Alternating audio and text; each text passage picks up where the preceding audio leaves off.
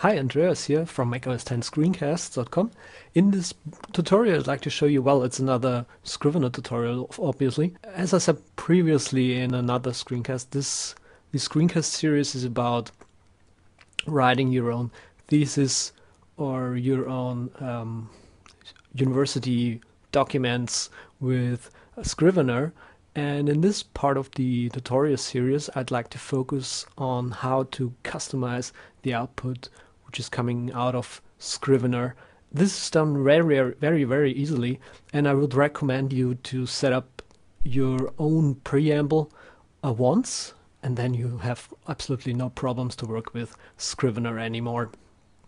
This is done very easily, and to set up your own preamble, you might, if you don't know LaTeX enough, you might want to go to your home forum, I would say, and ask the people there.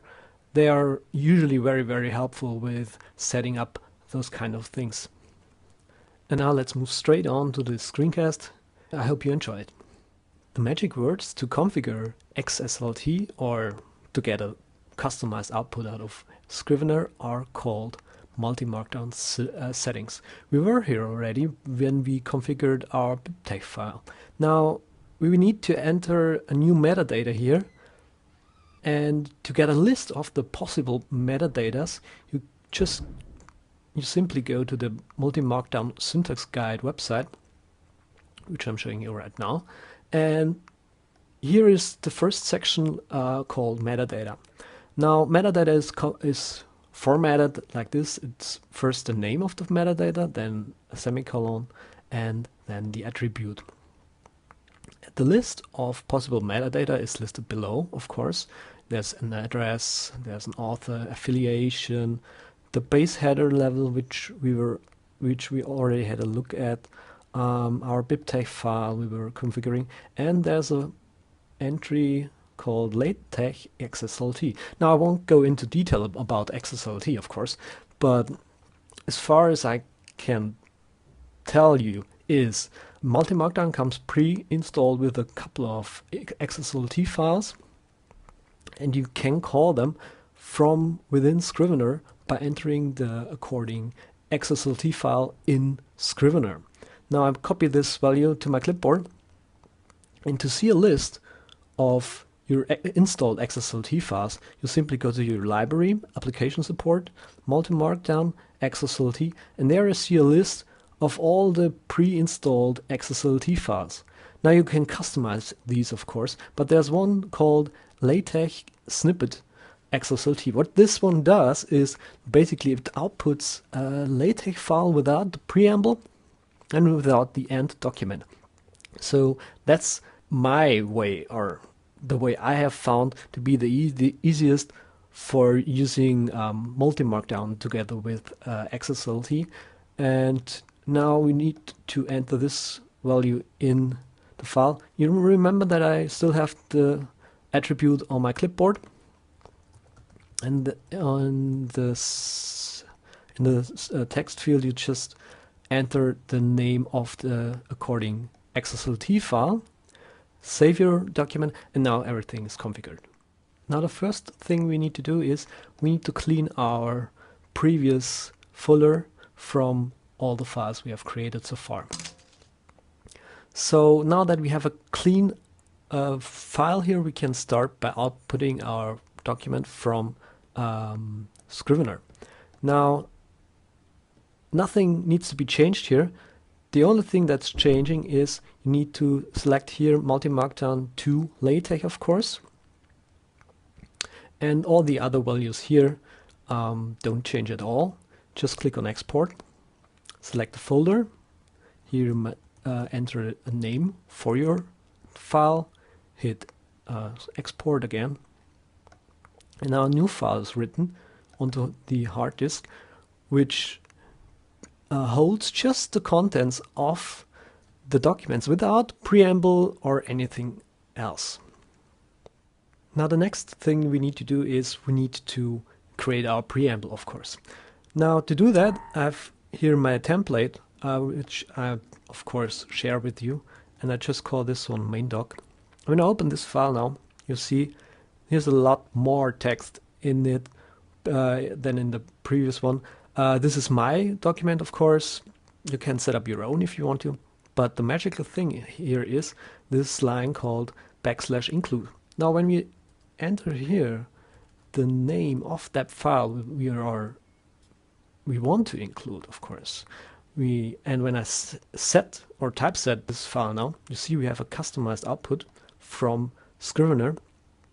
Now this tutorial is not much about Scrivener. It just shows off how easy you can work with Scrivener when you just know what you can do with MultiMarkdown. Here you see we have a customized start page. This side is supposed to list the contents.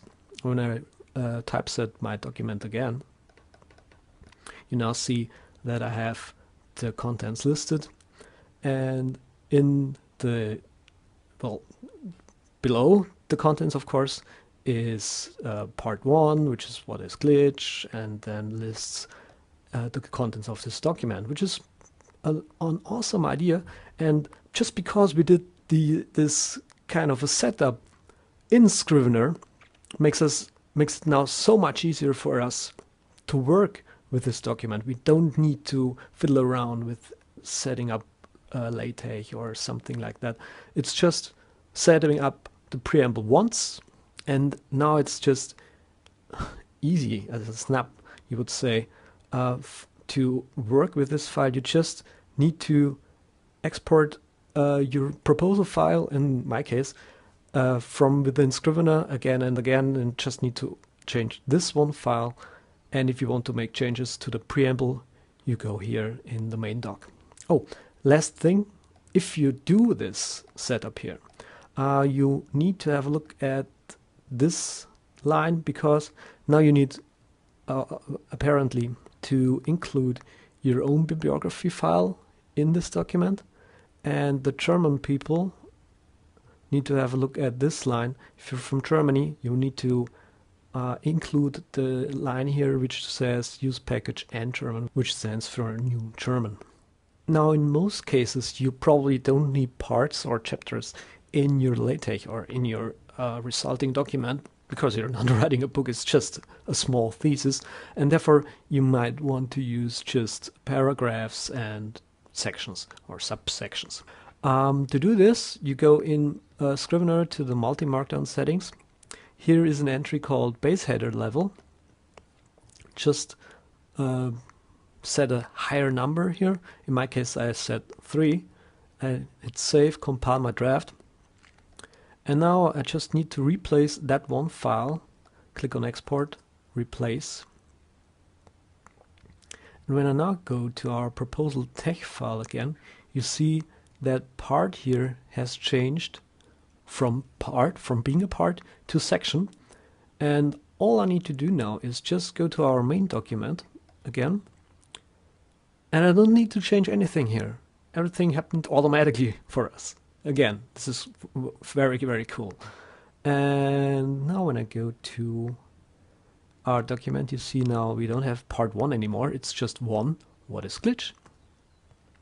Just quickly retypeset this document.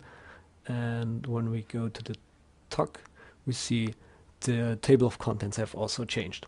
Now this was very, very easy. As I said, it was not that much about Scrivener. It was just about some setup part of your thesis work, and once it's set up, it's very, very easy to work with Scrivener and your thesis. So this was it for this screencast. I hope you like how I am using Scrivener, MultiMarkdown, LaTeX, PDF files here in general. If you have more improvements, or if you have any improvements maybe for this kind of workflow, just leave me a comment. I hope you enjoy the other screencast at macOS 10 Screencast as well. Bye.